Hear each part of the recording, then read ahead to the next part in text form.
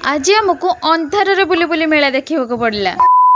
नमस्कार सांगमाने, जय जगन्नाथ, राधे राधे। बहुत दिन है आम ढेंकानाल मिनी स्टेडियम रे क्राफ्ट बाजार पड़ी। हेले पुओ देह खराब आ वर्षा सकाशे आम जापार नथिलु। आज जेहेतु समय घरे थिला जोगु को वर्षा भी हो नथिला तो आमे बाहरी जाइथिलु बुलिबा पई। सेठी पहुंची 5 मिनिट ठिया हेछु तो सेठी थिबा ट्रांसफार्मर टी फाटिकी लाइन पळेला आ सबु आडे पूरा अंधार हे गला। अंधार हेले भी फेरिबार किछि चांस नाही, बुलिकी जिबु ना।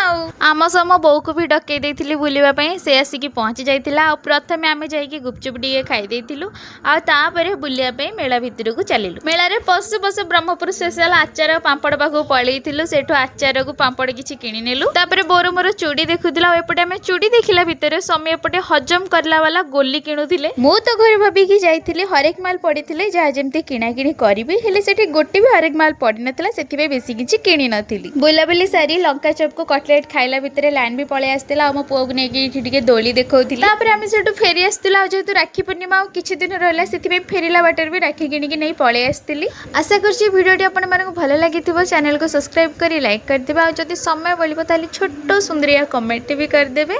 रहिली, जय जगन्नाथ।